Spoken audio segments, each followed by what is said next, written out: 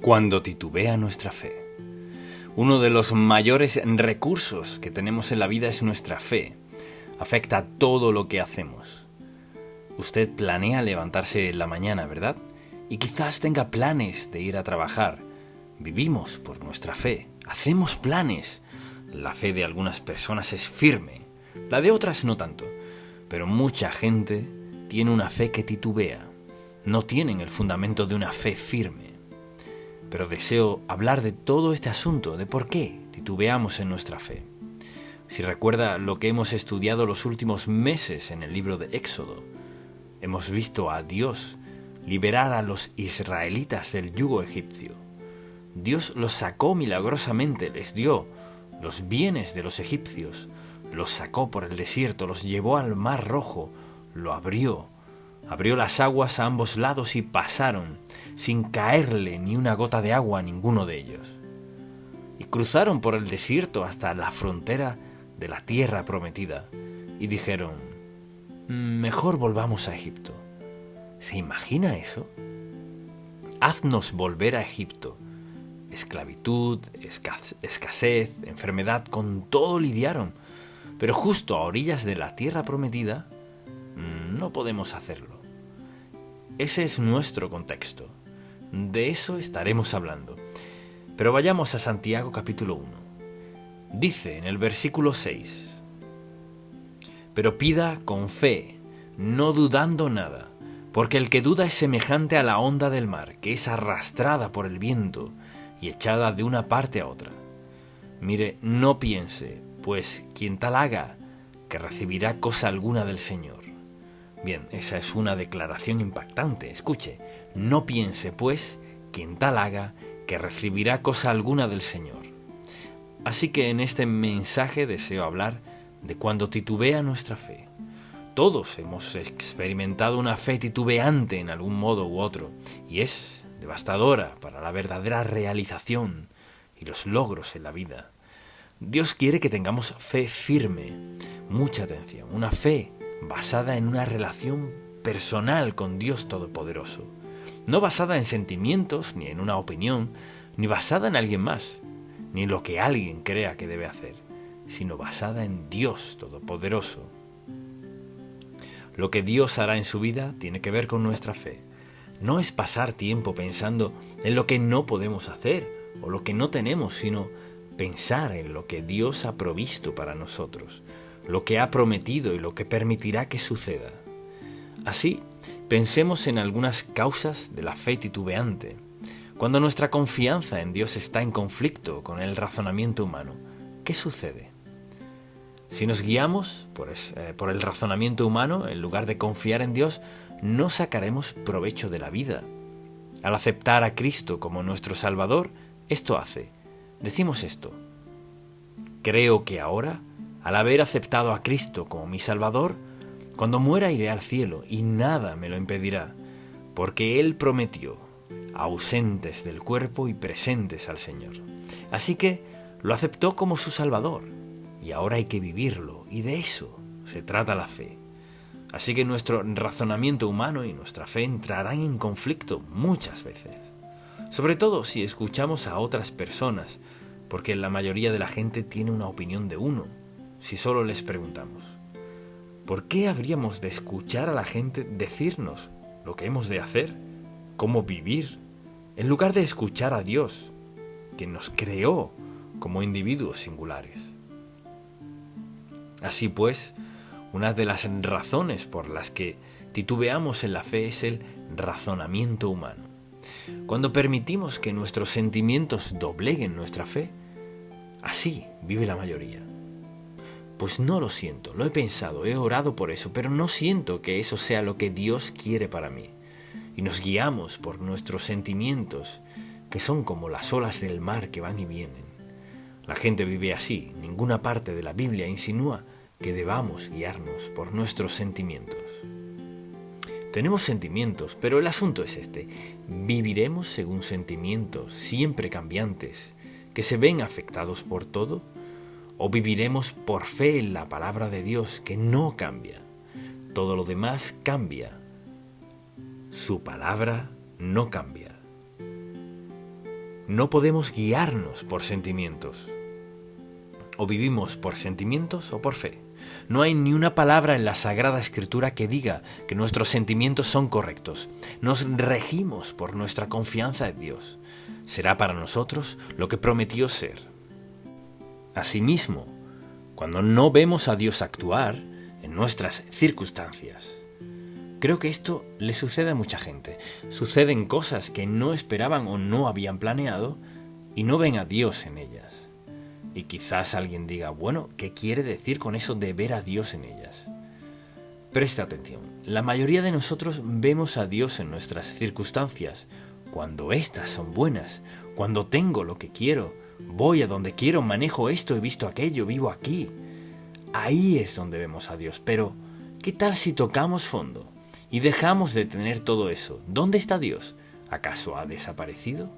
¿Ha cambiado? El Dios que dijo, no te desampararé ni te dejaré, ¿ha cambiado? No. Así que confiamos en Él, aunque no siempre entendamos lo que está haciendo, pero siempre actúa en nuestras circunstancias para cumplir su voluntad y para nuestro bien. Dios es el Dios del gran amor y planea guiarnos cada día, no para que todo se nos haga fácil, sino que en lo que sea que Él esté haciendo en nuestra vida, Dios tiene un propósito primordial. ¿Cree usted que Dios siempre obra a su favor? Pues claro que sí. Quizás no lo parezca, tal vez no lo sienta así. Puede que no veamos evidencia alguna, pero siempre obra a favor nuestro. Porque para llevarnos para acá, Dios sabe que, mire, para bendecirnos por aquí no puede ir en línea recta, pues nos dañará por acá, atrás. ¿Qué hace entonces? Nos lleva por suficiente dolor, dificultad, adversidad, que para cuando llegamos estamos tan agradecidos con Dios que nos deleita obedecerlo, nos encanta obedecerlo. De igual modo, cuando escuchamos malos consejos, cuidado con a quien escucha. Quizás alguien diga, bueno, he estado hablando con mis amigos sobre lo que estoy pidiéndole a Dios en oración, y ninguno piensa que debo hacerlo. Mira, no escuche a sus amigos. Y usted dirá, ¿está diciendo que nunca escuche a mis amigos? No, pero oiga, cuando se trata de decisiones a tomar en la vida, sus decisiones no son las de sus amigos. Sus decisiones quedan entre usted y Dios. No se trata de que no busquemos consejo piadoso, pero estos deben ajustarse a la palabra de Dios, a su espíritu y su guía para nuestra vida. Así que, hablando de las causas de la fe que titubea, otra de ellas es esta: cuando nos enfocamos en las circunstancias y no en Dios, y siempre caemos en esa trampa. Bueno, estas son mis circunstancias, en vez de estas son mis circunstancias a la luz del gran Dios soberano a quien sirvo, quien me ama incondicionalmente. No son mis circunstancias por sí solas, sino mis circunstancias de las cuales Dios está muy consciente. Él sabe bien por qué estoy donde estoy, sabe bien lo que debemos hacer, sabe bien lo que debería hacer, sabe lo que no tiene sentido alguno, pero es su voluntad. Eso es lo que nos hace caer. Esto es por lo que comenzamos a orar y preguntarle a Dios qué debemos hacer. Y luego, muchas veces, al hacer eso y al hablar con nuestros amigos y al ver las circunstancias, decidimos, según nuestras circunstancias, lo que escuchamos y lo que sentimos. Decir, pues esa no podría ser la voluntad de Dios, cuando puede ser justo lo que Dios quiere. Porque, ¿cómo crecemos en nuestra fe? Al ser desafiados por circunstancias que no son normales, desafiados por algo que no parece lógico, que parece difícil. ¿Por qué Dios me pediría que haga esto? Y a veces lo que Dios está haciendo es impulsarnos a crecer en nuestra fe. Dios siempre está velando por nuestro bien. Cuando nos enfocamos en nuestras circunstancias en lugar de Dios, algo comienza a suceder en nuestra vida. Otra causa es cuando no conocemos los caminos de Dios, los ignoramos. Si desconozco cómo actúa Dios, entonces me decepcionaré. Y alguien dirá, pues ¿cómo aprendemos cómo actúa Dios? de la palabra de Dios.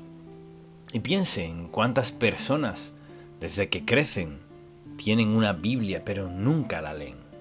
O si la leen, suelen leer sus pasajes favoritos. Pero Dios quiere que crezcamos. ¿Y cómo crecemos? Crecemos mediante nuestra fe, al confiar en Dios, al creer en Él.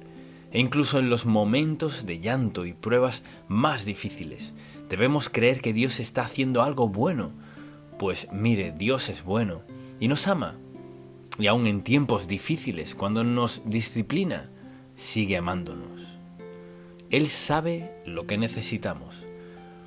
Ahora, creemos que sabemos lo que necesitamos. Necesitamos una casa grande, un auto grande, ropa costosa, toda clase de joyas. Podemos mencionar de todo, ¿sabe qué? Dios no promete eso. Promete algo mucho mejor, una relación personal y estrecha con Él. Ese es el don más maravilloso que Dios podría dar y es lo que da. Y luego pienso en que los sentimientos de culpa por pecados pasados atormentan a la gente. Muchas personas que han sido salvas lo saben. Sin embargo, nunca crecen y es por esta razón. Creen que Dios las salvó, pero no creen del todo que Dios les haya perdonado pecados en su pasado, de los que quizás se avergüencen o quizás ciertas cosas que tanto lamentan que les hayan pasado. De algún modo no pueden creer que en verdad Dios las haya perdonado.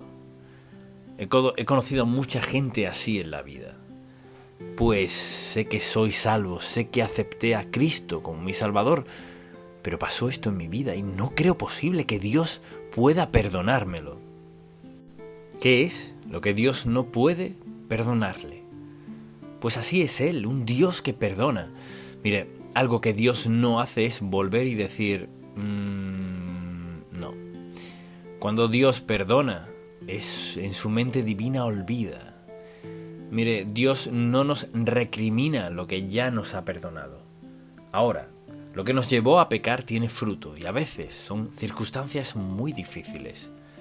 Así que cosechar lo que sembramos, más de lo que sembramos y después de sembrarlo, no quiere decir que Dios esté en contra nuestra. Pero la naturaleza de ciertas cosas, cosechamos más de lo que sembramos y después de sembrar. Y no dice, pero Dios no nos perdona. No. Mire, aún cuando hemos cometido errores, cuando hemos pecado contra Dios, Él nos ha perdonado. Fíjese, aún al sufrir las consecuencias de grandes errores, Dios Santo está con nosotros para ayudarnos, facultarnos, recordarnos que los frutos y las consecuencias de lo que hicimos siguen allí y lo sentimos, pero Él nos ha perdonado, nos perdona pese a todo. Y aquí es donde muchos cristianos llegan a cierto punto en su compromiso con el Señor y dicen, pero hace mucho tiempo pasó esto en mi vida y no sé cómo Dios podría perdonarme. Yo se lo diré. Le diré cómo Dios puede perdonarle lo que sea. No dije que no habría consecuencias, pero le diré cómo Dios perdonará cualquier cosa. Ve a la cruz.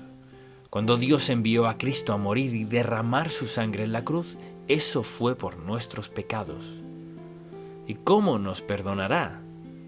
Al pedirle que nos perdone, no porque seamos perfectos, sino en virtud del hecho de que Cristo murió por nosotros.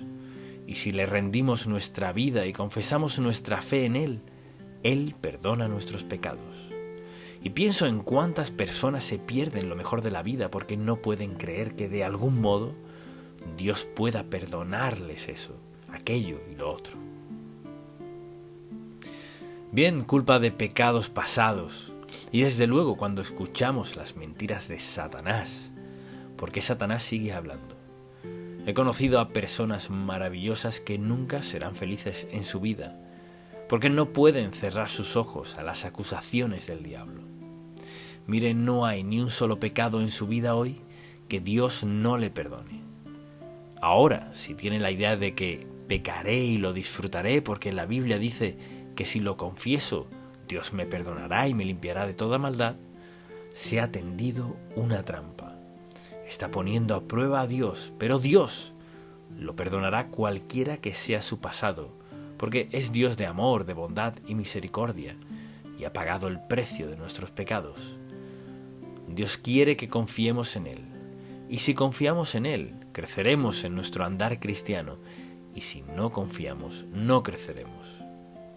Así que piense en todos nosotros, escuchando las mentiras de Satanás, diciéndonos que no somos perdonados. Sí somos perdonados. ¿Cómo corregir entonces la fe titubeante? Todos la hemos experimentado en algún momento u otro. ¿Cómo corregimos eso en nuestra vida? Pregúntese, ¿de dónde proceden estas dudas? Vienen del diablo. Satanás quiere que dudemos de que somos salvos y de que somos perdonados. Y sigue, y sigue, y sigue. Él es el origen de nuestras dudas. Dios es maravilloso y nos ama. Y cuando dudamos de Él, el mejor lugar a donde acudir es estrictamente a la palabra de Dios. Y decir, Señor, ¿qué dices de esto? Así que pregúntese, ¿de dónde provienen estas dudas? Y luego pregúntese, ¿acaso no prometió Dios suplir todas nuestras necesidades? Así es, Él prometió suplir cada necesidad nuestra. ¿Qué le ha pedido usted a Dios que Él no haya hecho y que fuera conforme a su voluntad, propósito y plan para su vida? Dios nunca nos falla. Entonces pensemos en esto. ¿No nos dio Dios la ayuda del Espíritu Santo para facultarnos en todo lo que Él nos pida hacer? Así es.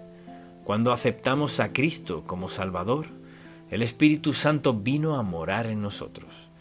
El Espíritu Santo está allí para ayudarnos a lograr cualquier cosa que Dios nos haya pedido. Él nos ha dicho, esto es lo que quiero que hagas, así que hazlo. Él siempre está allí.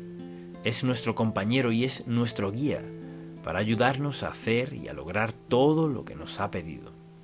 Dios nunca nos guiará mal, ni nos desviará de ningún modo y en ninguna circunstancia. Él siempre desea beneficiarnos al máximo. La pregunta es, ¿quiere escucharlo? Con un corazón receptivo, ¿está dispuesto, está listo a escuchar a la luz de lo que sabe de la palabra de Dios? La Biblia menciona muchos pecados y nos prohíbe participar de muchas cosas en la vida. No cometerás adulterio, no robarás, no matarás, no darás falso testimonio. La lista sigue y la gente lo sabe y pueden citarlo, pero piensan así. Soy una excepción, soy bastante bueno, no soy una persona mala, nunca he matado a nadie. He escuchado, saben, todo lo imaginable de por qué alguien puede pecar contra Dios y por qué es aceptable. Y no lo es, no lo es. Mira, no importa quién sea, lo que sea, cuánto tiempo haya conocido al Señor, no puede.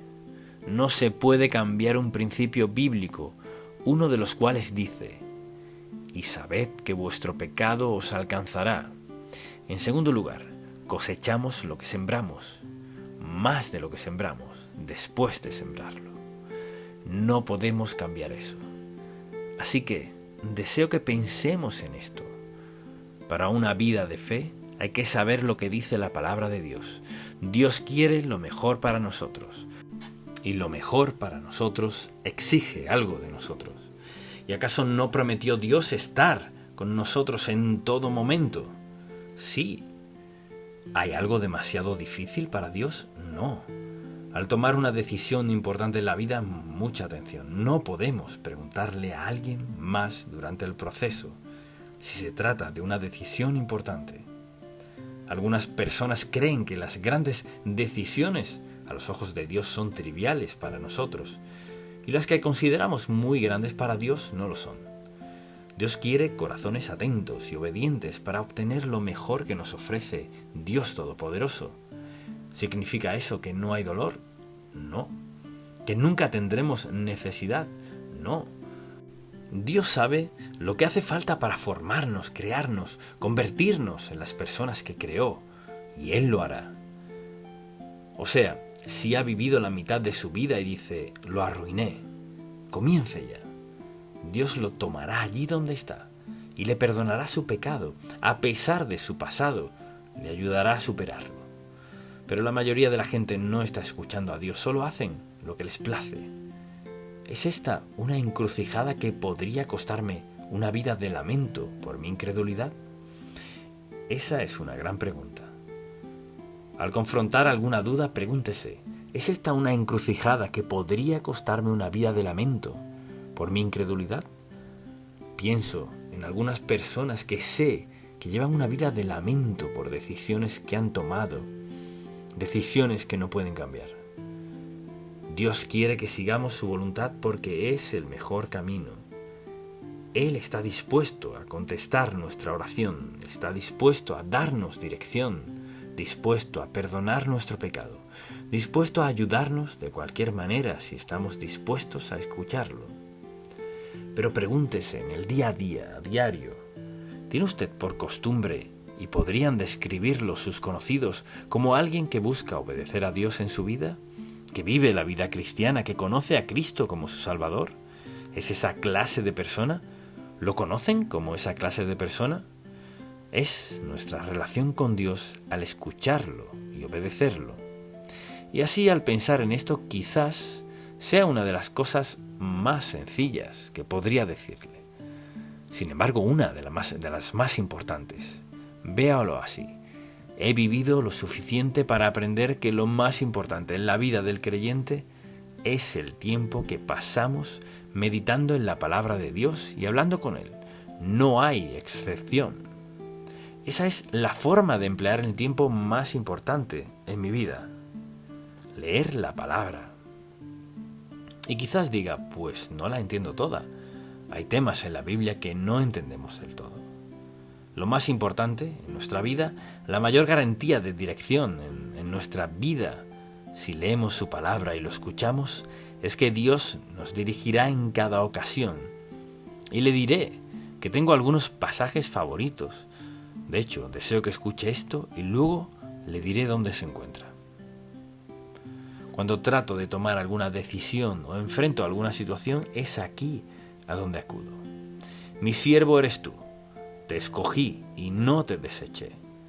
No temas, porque yo estoy contigo. No desmayes, porque yo soy tu Dios, que te esfuerzo. Siempre te ayudaré. Siempre te sustentaré con la diestra de mi justicia. He aquí que todos los que se enojan contra ti serán avergonzados y confundidos.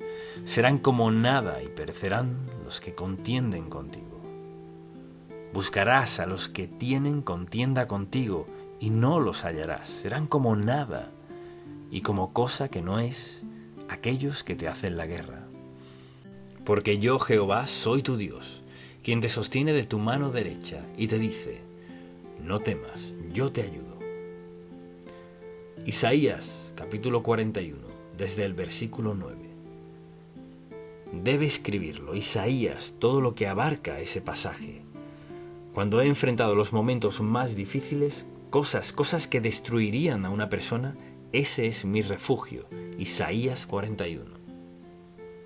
Tengo otros pasajes, es la palabra de Dios. Es la palabra de Dios lo que nos mantiene en el buen camino, cuando todo lo demás quizás vaya mal en nuestra vida. Pero ahí está. Te ayudaré, yo te esfuerzo, te sustentaré. La promesa de Dios para nosotros. Así que al pensar en su fe, recuerde esto, está ligada a la palabra de Dios. Su fe aumentará en fortaleza y poder al pasar tiempo en la palabra de Dios. Quizás esté hoy aquí sin conocer a Cristo como su Salvador, pues ¿cuál es el primer paso? Es pedirle a Cristo que perdone sus pecados, no porque vaya a ser mejor, ni que lo merezca, sino porque Él dijo que si confesamos a nuestros pecados, Él es fiel y justo para perdonar nuestros pecados y limpiarnos de toda maldad. Cuando Cristo fue a la cruz, murió y pagó nuestra deuda de pecado. Si usted le pide que lo perdone, lo hará, y luego procederá a guiarlo, dirigirlo y ayudarle a entender la palabra de Dios. Cambiará toda su vida. Espero que haga eso, quien sea y donde esté. Dios está dispuesto a cambiar su vida si se lo permite. Amén.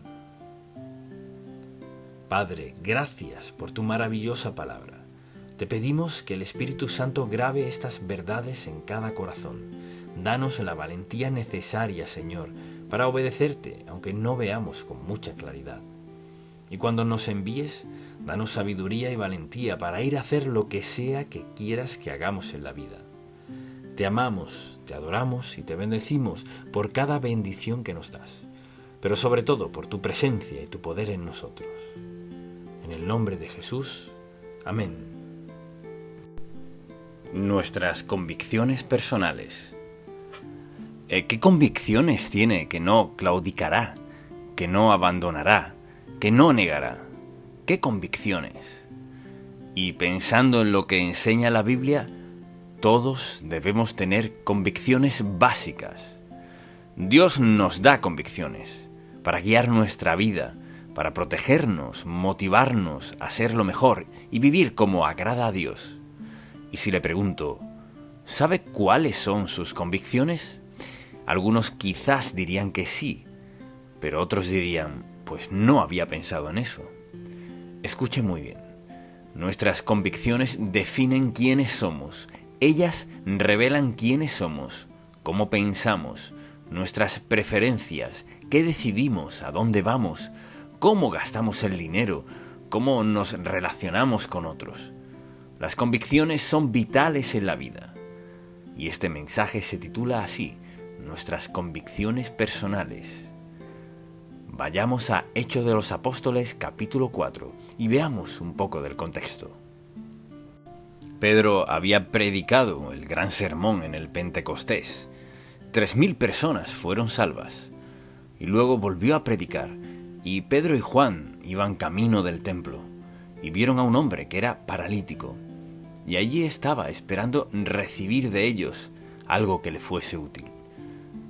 Pero Pedro le dijo, no tengo plata ni oro, pero lo que tengo te doy, en el nombre de Jesucristo de Nazaret. Anda. Esa fue su palabra, y se levantó. Dice la Biblia que no solo caminó, sino brincó con gozo hasta el templo. La pasaban muy bien, gozándose por lo que le había dicho el Señor. Y claro, los fariseos, saduceos y del concilio se molestaron al saber de esto y del Jesús resucitado. Entonces encarcelaron a Pedro y a Juan, y luego volvieron a cuestionarlos y les advirtieron que no divulgaran esa ideología, esa creencia de que es Jesús de Nazaret quien sanara a este hombre. Y luego, en el capítulo 4, desde el versículo 17, dice la Biblia: Sin embargo, para que no se divulgue más entre el pueblo, amenacémosles para que no hablen de aquí en adelante a hombre alguno en este nombre. Y llamándolos, les intimaron que en ninguna manera hablasen ni enseñasen en el nombre de Jesús. Y ahora escuche esto. Mas Pedro y Juan respondieron diciéndoles: Juzgad si es justo delante de Dios obedecer a vosotros antes que a Dios, porque no podemos dejar de decir lo que hemos visto y oído. Lo vimos, lo escuchamos, no lo negaremos. Entonces yo le pregunto, ¿qué convicciones tiene que definitivamente no negará, no abandonará, ni de ningún modo claudicará? Son parte de quien es usted, están muy dentro suyo. Y las tiene, porque Dios ha hecho algo grande en su vida, y no hará concesiones bajo ninguna circunstancia.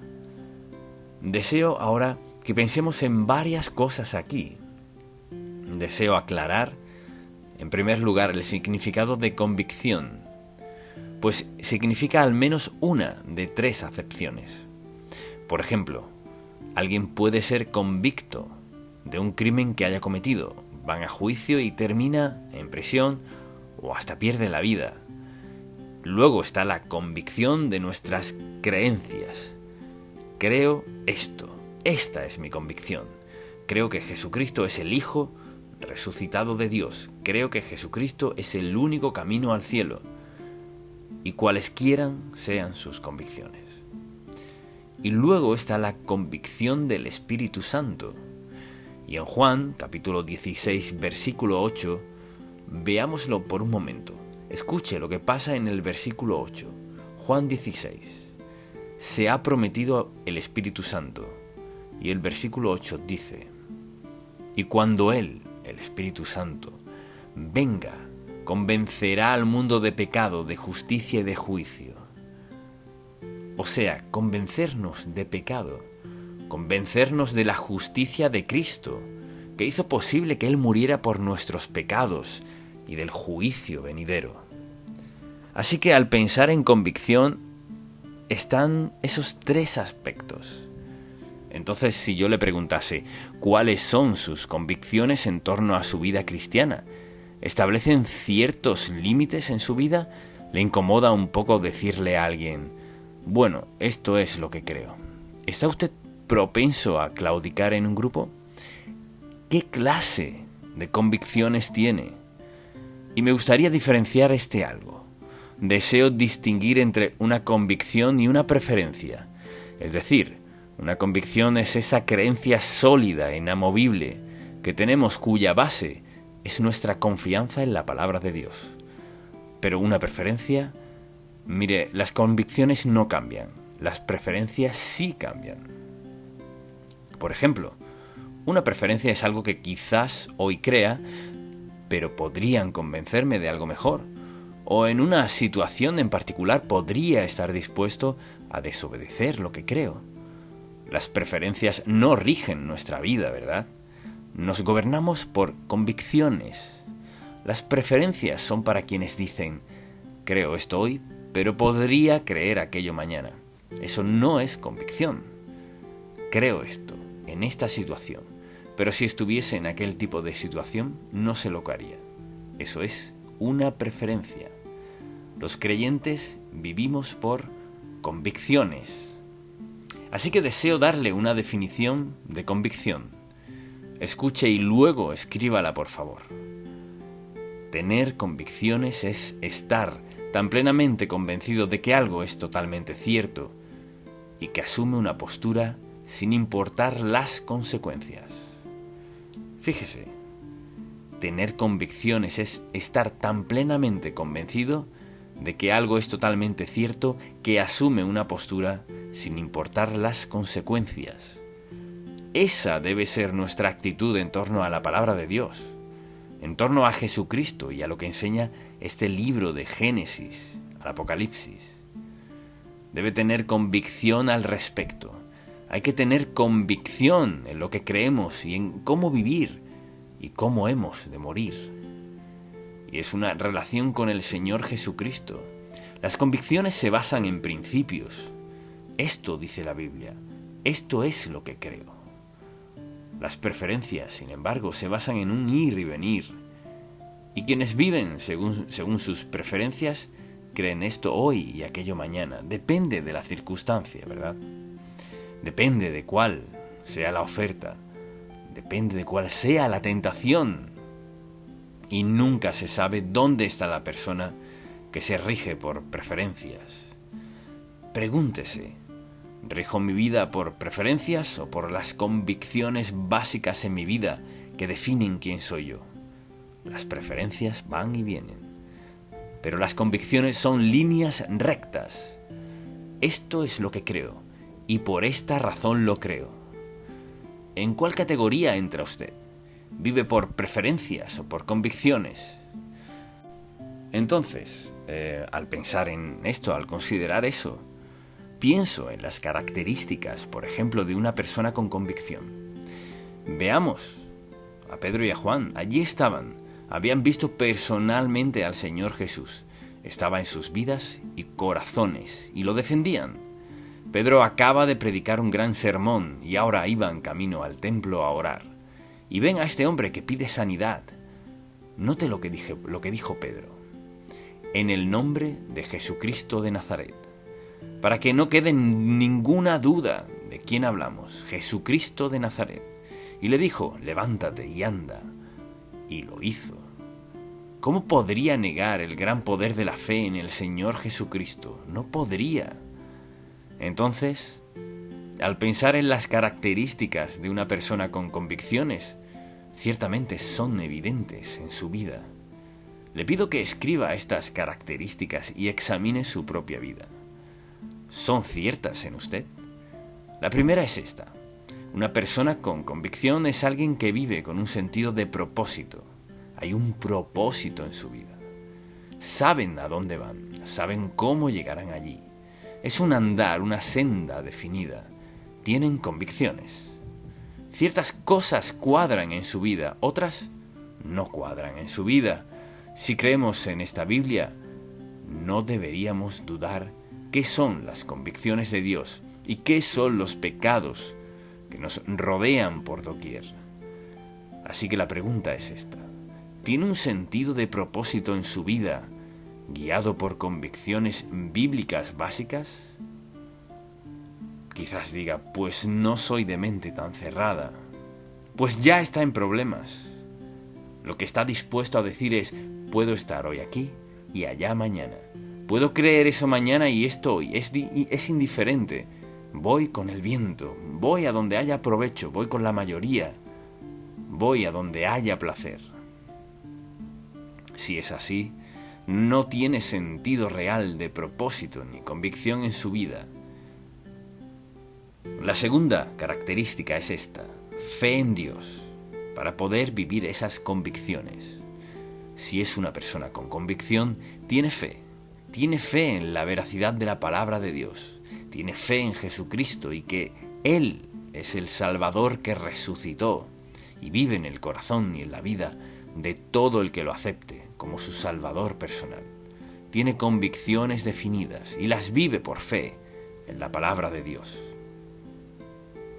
La tercera característica es esta: valentía ante los desafíos de otros. Podría preguntarle cuáles son sus convicciones hoy en la iglesia. Si le dijese, ¿se pondría de pie y me diría sus convicciones básicas? ¿Se pondría de pie y diría todo lo que siente que puede decir aquí en la iglesia? Y va a trabajar el lunes y está frente a unas 5 o 6 personas que dicen, no entiendo a esos cristianos, ni entiendo la Biblia. ¿Son tan cerrados de mente? ¿Creen que Jesucristo es el único camino al cielo? Entonces, ¿qué diría? ¿Se escabulliría callado o diría, esto es lo que dice la Biblia, soy seguidor de Jesucristo y nunca claudicaría de mi estilo de vida? ¿Qué diría? Depende de cuánta valentía tenga. Y para ser un verdadero seguidor de Jesús, hoy por hoy, se necesita valentía. Por el mundo en que vivimos, de lo que la mayoría no se percata. De eso hablaremos.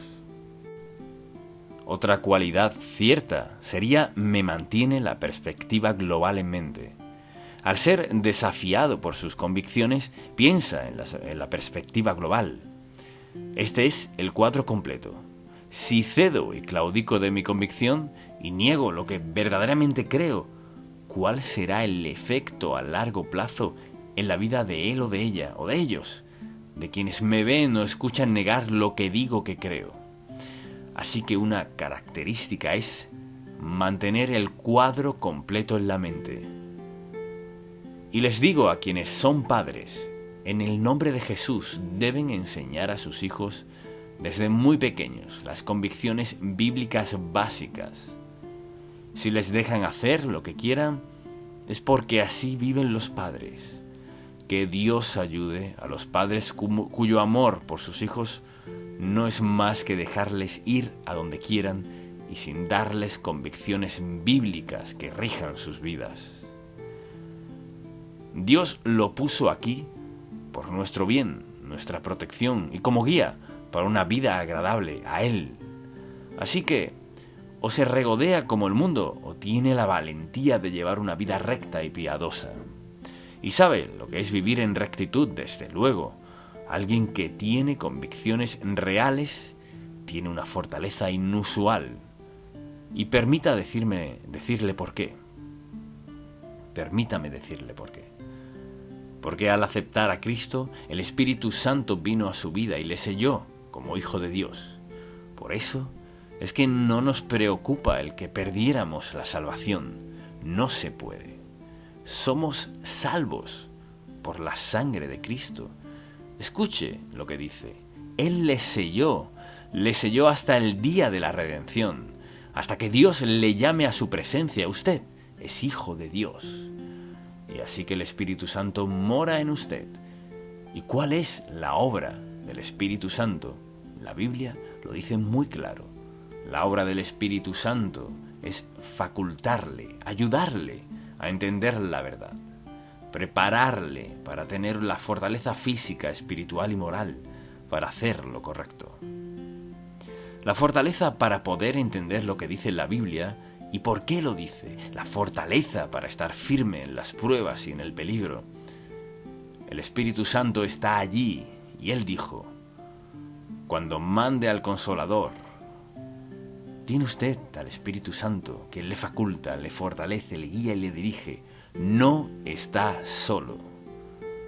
Y puede que alguien diga: bueno, vivo rodeado de personas, pero me siento absolutamente solo. Olvídese de eso. Si es hijo de Dios, no puede estar solo. Tiene el sello y la morada del Espíritu Santo. Él ha prometido estar con usted para lo que necesite. Así que tendrá una gran fortaleza.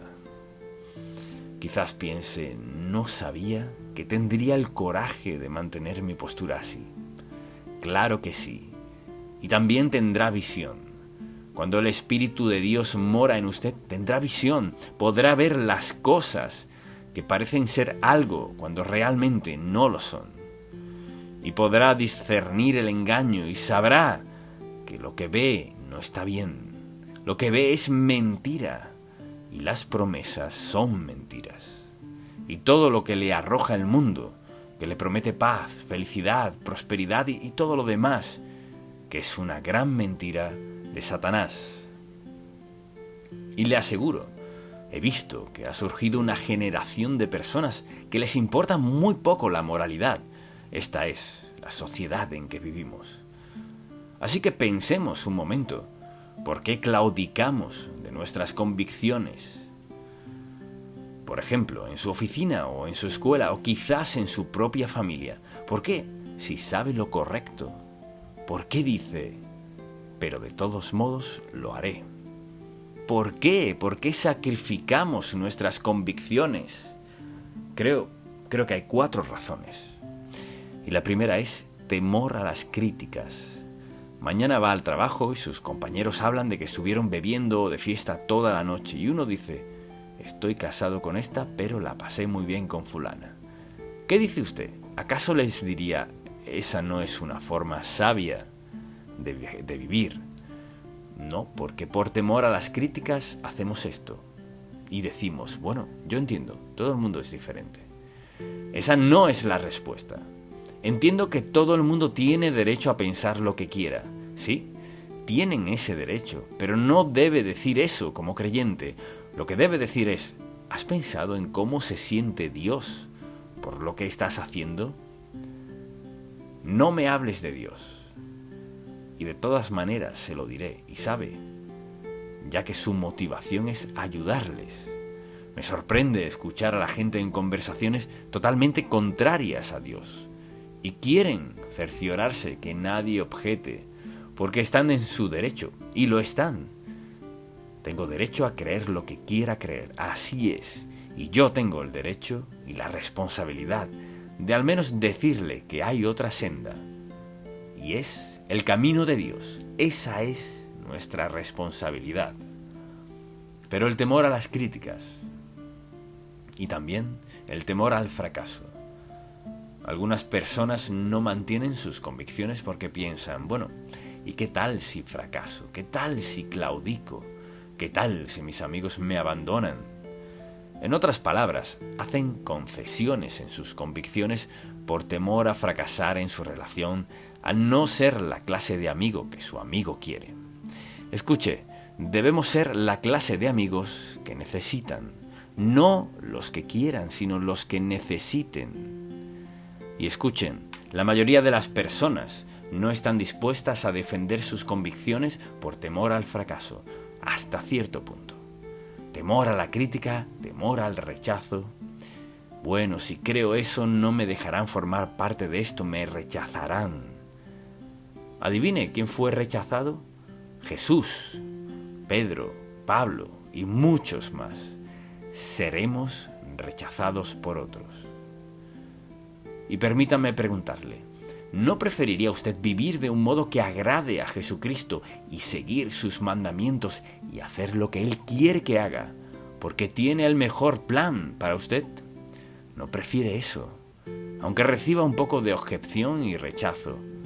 ¿O preferiría dejar todo lo que Dios le tiene para agradar a unos cuantos? ¿Qué tal si toma decisiones para agradar a alguien que no volverá a ver después de un año o de un mes? Si toma una decisión inmoral, y no volverá a verles, ¿no le parece que es una insensatez y estupidez que sacrifique su pureza o lo que sea por alguien a quien no volverá a ver? Eso es hacer concesiones. ¿Qué pasa con nuestras convicciones? También está el temor a las pérdidas.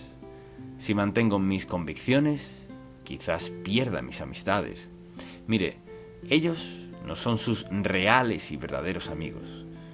Si tiene que desobedecer a Dios para andar con ellos, no son sus amigos. No solo los jóvenes, adultos también, hombres, mujeres. Bueno, tengo que hacer tal cosa porque fulano cree esto y si voy a ser parte de ese grupo tan maravilloso de gente rica, tengo que creer lo que ellos creen. Claro que no. Pues no me querrán de amigo. No son sus amigos. Cualquiera que le aleje de Jesucristo no es su amigo, quien quiera que sea. Entonces le diría, en esta generación es hora de que el pueblo de Dios tome una firme postura piadosa y deje que las consecuencias sean lo que sean.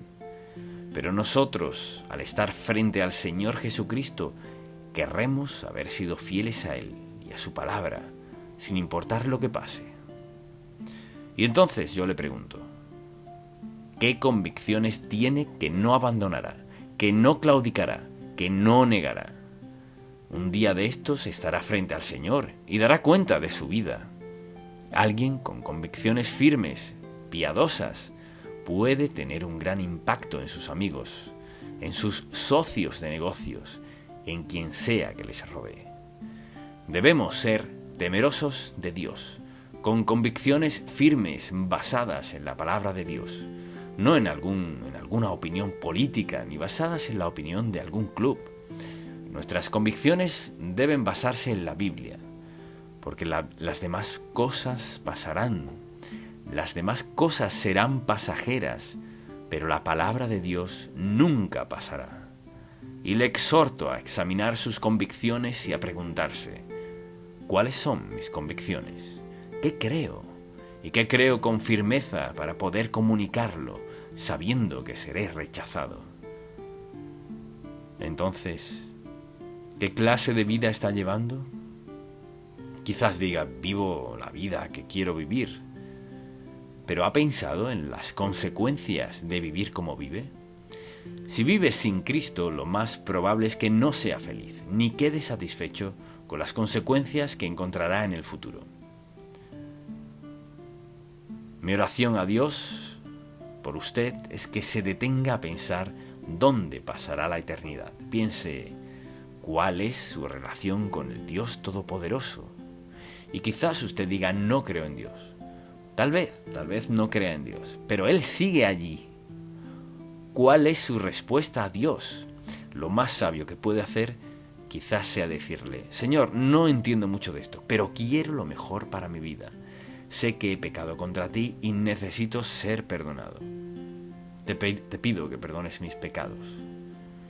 El pastor dijo que moriste en la cruz y pagaste todos mis pecados. Lo creo. Te pido que perdones mis pecados y me salves hoy, amado Dios. Muéstrame la clase de compromisos que debo hacer, la clase de convicciones que debo tener. Dijo que el Espíritu Santo me ayudará. Te pido que el Espíritu Santo obre en mi vida, de modo que me haga la persona que quieres que sea, no importa cuáles sean las consecuencias. Si toma esta decisión, su vida cambiará, y cambiará para siempre. Amén. Padre, te damos gracias por darnos al Espíritu Santo para ayudarnos en tiempos difíciles. Te pedimos que nos ayudes a ser muy claros en respecto a nuestras convicciones, a no cubrirlas, ni esconderlas, ni estar dispuestos a cambiarlas para agradar a otros. Pero ya que tu palabra nos enseña claramente cómo vivir, ayúdanos a vivir sin temor, valiente y osadamente en todo momento, dándote honra y gloria. En el nombre de Jesús. Amén. Su vida es importante para Dios. Estaba pasando por un valle en mi vida. Fui al hospital 2 veces en solo unos meses. Salí al porche, me senté y pensé, me lo tomaré con calma, me relajaré y quizás lea algo. Entonces, al hacerlo, me fijé que en la silla de enfrente había una manta que acababa de lanzar, pero no vi esto. Y cuando la vi por segunda vez, noté una dedicatoria que una dama maravillosa había escrito en la manta. Decía: sus mensajes me han ayudado a darme cuenta de que mi vida es importante para Dios. Cuando leí eso pensé, Señor, no sé lo que tenía ella en mente, pero justo eso yo necesitaba escuchar. Mi vida es importante para Dios. Y ese es el título de este mensaje, porque es un mensaje que Dios quiere que todos escuchemos. Nuestra vida es importante para Dios. Quizás usted no sienta que su vida importa, tal vez pueda dar muchas evidencias por el trato que recibe, lo que le ha sucedido y el infortunio que ha experimentado, de que sin duda su vida no podría ser importante para Dios. Pero deseo decirle que sí lo es. Dificultad, adversidad y sufrimiento no significa que su vida no le importe a Dios. Algunas de las personas más consagradas que he conocido, autores de los mejores libros, han pasado por dificultad, dolor y sufrimiento, más de lo que imaginamos, y nunca han perdido la fe. Pero se dieron cuenta de que Dios aún los ama y se preocupa por ellos. Cuando pienso en eso y pienso en este pasaje bíblico que deseo que leamos, que afirma eso, nuestra vida es importante para Dios. Y le invito a acompañarme a 1 de Juan capítulo 3. Era cerca del final de la vida de Juan. En esos últimos años tendría entre 80 y 90 años, algo así. Y había escrito esta epístola a los creyentes. Y leeré 3 versículos que deseo que veamos por un momento. Capítulo 3, versículo 1, dice así: mirad cuál amor, no solo amor, sino cuál amor nos ha dado el Padre. O sea, nos ha regalado, nos ha expresado, demostrado ese amor. Mirad cuál amor nos ha dado el Padre. ¿Qué lo hace grande? Para que seamos llamados hijos de Dios. Piensa en eso. En la mente de Dios eso es algo grande. Para que seamos llamados hijos de Dios. Y lo somos. Por esto el mundo no nos conoce, porque no le conoció a Él. Y luego dice: amados, ahora, no un día después ni en el futuro. Ahora somos hijos de Dios. Esto me encanta. Y aún no se ha manifestado lo que hemos de ser. O sea, sabemos muy poco del maravilloso futuro que Dios ha provisto para nosotros. Sabemos cuántas veces dice esto, pero sabemos que cuando Él se manifieste, seremos semejantes a Él, porque le veremos tal como Él es.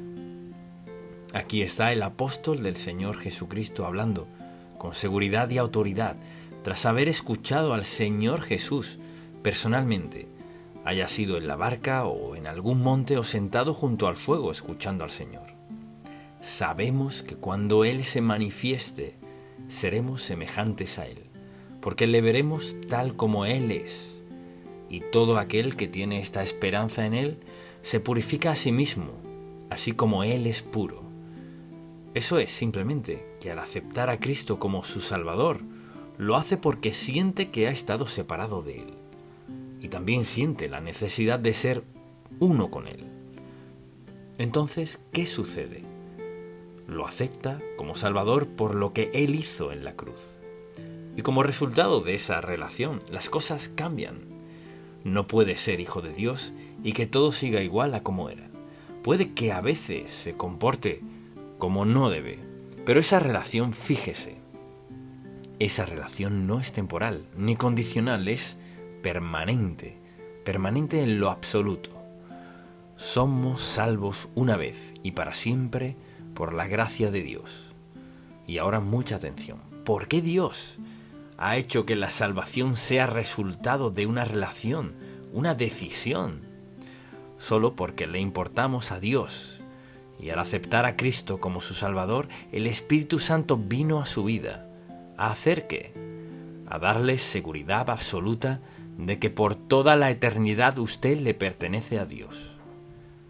Y quizás piense ahora, ¿y si peco?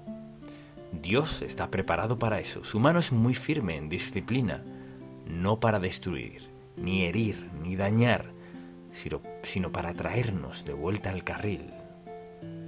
Cuando Dios permite que pasemos por dificultad, pruebas, penas y cargas, ¿qué está haciendo? Lo hace por varias razones. Una de ellas, ¿cuál es? Recordarnos que le pertenecemos. No nos comportamos como quienes somos, y para inclinar nuestra mente y corazón a Él, para cambiar lo que pensamos de una vida santa. En Él se purifica a sí mismo, así como Él es puro.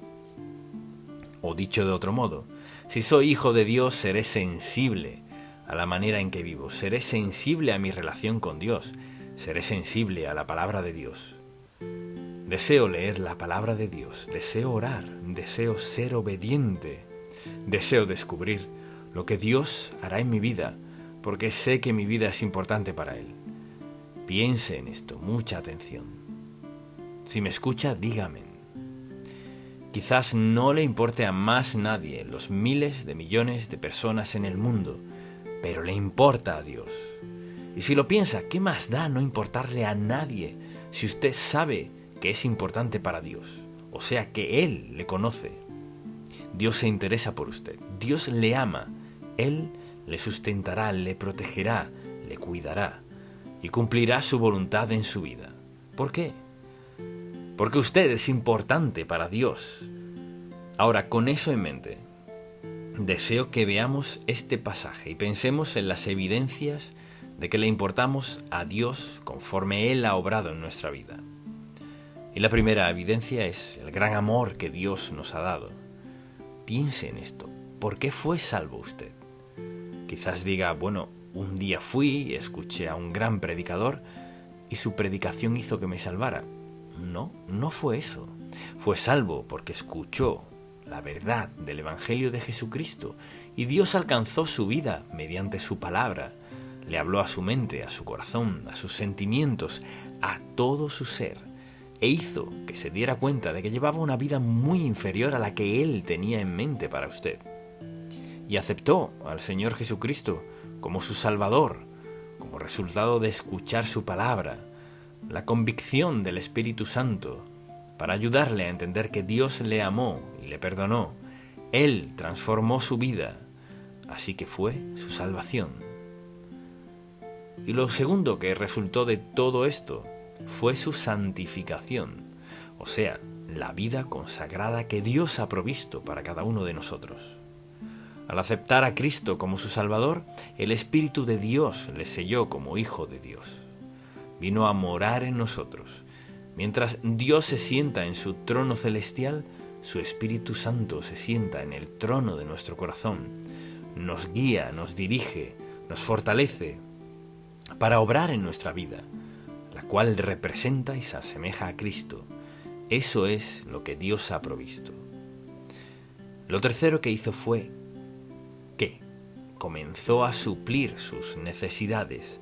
Como resultado de ser hijos de Dios, dijo que supliría todas nuestras necesidades, ¿verdad? Mucha atención. Suplir todas nuestras necesidades conforme a sus riquezas en gloria. No conforme a nuestros talentos, facultades, destrezas y todo lo demás, no. Dios prometió suplir cada necesidad que tenemos. ¿Por qué? Escuche, porque cada punto en este mensaje es porque le importamos a Dios. Piense en esto. El hecho de que importa significa que hay una relación, que hay amor, hay empatía, hay entrega. Y eso es lo que Dios quiere decir. Y dice, escuche, Él nos salva, nos santifica, y luego ¿qué hace? Suple nuestras necesidades. Mi Dios, pues, suplirá todo lo que os falta, conforme a sus riquezas en gloria. ¿Acaso podríamos agotar las riquezas de Dios? No. Lo único que bloquea las bendiciones de Dios para nosotros es volvernos despreocupados en la vida, indiferentes a Dios, que vivamos en pecado, en el caso que sea. Y luego pienso en que lo más importante aquí es nuestra salvación, nuestra santificación y nuestras necesidades. Y mire lo que Dios hace. Como resultado del cuidado de Dios, se interese por nosotros y suple nuestras necesidades. Al ser salvos, envió al Espíritu Santo a morar en nosotros. ¿Se da cuenta de cuán bendecido es? Es morada, mucha atención, es morada del Santo Dios. El Espíritu Santo de Dios, quien dijo a sus discípulos, no están listos para ir a predicar, no están listos para evangelizar al mundo, no lo estarán hasta que mi Espíritu los bautice, los unja, los capacite, los equipe para que sean las personas que tenía en mente al crearlos. Entonces, ¿le importamos a Dios? Vea por qué. Porque nos salva, nos santifica, suple nuestras necesidades y nos dio al Espíritu Santo. Dios ha demostrado su gran interés por nosotros, que sí le importamos. Piense en esto, Dios, quien es el soberano del universo, pudo haber dicho, salvaré a quienes me acepten y veré lo que hacen. Pues Él sabía lo que haríamos, nos equivocaríamos, fallaríamos una y otra vez. Pero sabía, fíjese, no solo que tendría que alcanzarnos y perdonarnos, bajaría Él mismo para morar en nosotros y capacitarnos para que viviéramos la vida que proveyó para nosotros. ¿Somos bendecidos por Dios o no? Piense en esto. Nuestra vida es importante porque Dios es maravilloso y nos ama con todo su corazón. La primera evidencia de que nuestra vida importa es todo esto que Dios ha hecho por nosotros. La segunda evidencia es que somos llamados hijos de Dios. ¿Y ahora, importo? Claro que sí. Piense en lo que siente por sus hijos. Les dice a sus amigos, este es mi hijo, esta es mi hija. Está orgulloso de ellos. Ellos le importan. Mire, cuando a alguien le importa, eso afectará su relación con ellos. Cómo habla de ellos, lo que hace por ellos, cómo se relaciona con ellos. Cuando en verdad se involucra en la vida de esa persona, pues le importa, los tratará de cierta manera. Y la verdad es que, por ejemplo, si trabaja en algún lado y ve al jefe actuar en la vida de alguien de una manera y de otra, en la vida de alguien más, ¿cuántas veces he escuchado a la gente decir, bueno, siento que en mi empleo no soy importante? O cuando alguien dice, no me importa. Mire, nunca escuchará a Dios decirle, no me importa. Eso no está en su vocabulario. Así que el hecho de que le importamos a Dios, somos llamados sus hijos. Todas esas promesas y bendiciones de las cuales hablamos, nuestro nombre está en el libro del Cordero. Le pertenecemos, pase lo que pase. Le sigue importando a Dios lo que suceda en nuestra vida. La tercera evidencia de que nuestra vida es importante para Dios es que todavía no es como será. Vea nuestra sociedad. Por ejemplo, es peor de lo que ha sido en toda mi vida. Piénselo por un momento, ¿cómo llegamos a ser así? Le diré, ve este libro. Deseo que piense en cuánto tiempo pasa en este libro en un día cualquiera. ¿Ve este celular? ¿Cuánto tiempo pasamos en eso versus la Biblia? Qué diferencia, ¿verdad? ¿Qué ha sucedido? Nuestra atención se ha desviado de Dios. Y mientras más inventos nos ingeniemos, es solo otra forma de alejarnos de Dios. ¿Quiero decir que el celular no es importante? No, y las computadoras sí, pero al hablar con quien sea, pocos dirían, paso tanto tiempo leyendo la palabra de Dios como el tiempo que paso hablando con mis amigos por teléfono sobre asuntos que no son nada relevantes. ¿Qué le sucedió a nuestra sociedad? Le diré qué ha sucedido. La poseemos, pero no la leemos. La poseemos, pero no nos regimos por ella. Vivimos en una sociedad que ignora por completo quién es Dios y su palabra se está volviendo cada vez menos importante. Y el mundo ofrece más y más cosas con las cuales involucrarnos, que supuestamente nos traen placer. Pero Dios sabe que lo mejor para nosotros es seguir las enseñanzas de su palabra. Pedid y se os dará, buscad y hallaréis, llamad y se os abrirá. Mi Dios, pues, suplirá todo lo que os falte conforme a sus riquezas en gloria.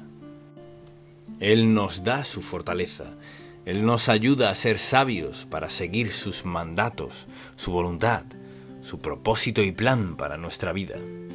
La Biblia está llena de promesas de Dios. ¿En qué nos equivocamos? Poco a poco, el mundo llena nuestras mentes de cosas y antes solíamos llenarla de la palabra de Dios. Piense en esto. Cuando Dios Todopoderoso dice, tú me importas, es Dios. Cuando Dios dice, tú me importas, ¿qué palabra de aliento más impactante podemos escuchar? Me importas, me intereso por ti, me concierne tu vida, lo sé todo de ti. Quiero lo mejor para ti, te amo. Mi amor por ti no es condicional. Mi amor por ti es totalmente incondicional. Anhelo verte cuando te llame a mi presencia. Anhelo que estés en todo lo que he provisto para ti en el cielo. ¿Dónde está Dios en este mundo confundido, frustrado, tan afluente que ha perdido su sentido de dirección? Y luego, deseo que notemos algo más, y es la cuarta evidencia de que nuestra vida le importa a Dios, y es que seremos semejantes a Él. Dicho de otro modo, piense por un momento en esto, lo que dice en 1 de Corintios capítulo 15. Sabe lo largo que es ese capítulo y cuánto dice Dios de nuestra vida, de nuestro futuro, de nuestra resurrección y todo lo demás. Piense en esto. La Biblia dice, mas ahora Cristo ha resucitado de los muertos, primicias de los que durmieron es hecho. Y luego comienza hablando de cómo Dios obrará en nuestra vida y en nuestra resurrección. Entonces, piense en esto. Su vida es tan importante para Dios que Él no solo ha provisto para su vida ahora, Él ha provisto para su vida eterna, por siempre y para siempre. No tenemos que preocuparnos por la vida después de la muerte si hemos aceptado a Cristo como nuestro Salvador. Nuestra vida le importa. De hecho, si lo piensa, no hay ni un solo aspecto de su vida en el cual Dios no se haya involucrado por su pasado, presente y futuro. Y el futuro es que tendremos un día de resurrección. Un día de estos estaremos con Dios por siempre y para siempre, porque Él se interesa por nosotros, porque nuestra vida le importa. Luego lo pienso a la luz de esto. La quinta razón por la cual nuestra vida es importante para Él es que Él desea que llevemos una vida santa y pura por el poder del Espíritu Santo, glorificándolo por toda la eternidad. ¿Cuál es su deseo para nosotros? Que vivamos en santidad. ¿Y cómo podemos hacerlo? Con tan solo obedecer al Espíritu Santo que mora en nosotros. Mire, Dios no quiere nada de nosotros que no haya provisto. Quiere que vivamos en santidad. ¿Y qué hace? Nos da la presencia del Espíritu Santo para que sepamos cuál es la verdad, para que nos demos cuenta de que Él nos ama, nos perdona, nos limpia. Dios quiere lo mejor para nosotros y está dispuesto a darnos lo mejor si confiamos en Él. Entonces, le pregunto, ¿en algún momento de su vida ha encarado la realidad de que usted es valioso para Dios, que Dios se interesa por usted, que le ama, que Dios quiere que sepa la verdad, lo correcto, lo mejor, que quiere que entienda que un día de estos morirá y dará cuenta a Él? ¿Se ha dado cuenta de que si le pide a Dios que perdone sus pecados, Él lo hará? Si le pide seguridad de que al morir irá al cielo, Él se la dará. La próxima decisión más importante que tomará, si no es creyente, puede tomarla ahora mismo, y es rendir su vida a Cristo. Quizás diga, ¿y qué significa eso? Quiere decir que confiesa ante Dios que es pecador, que no puede cambiarse solo, que cuando Cristo fue a la cruz, pagó la deuda de su pecado y la pagó por completo. Y si le pide perdón, basándose en lo que Él hizo en la cruz, pagando su deuda de pecado, y si le pide que le perdone, Él lo hará. Dios escribirá su nombre en el libro de la vida y nunca lo borrará. Y desde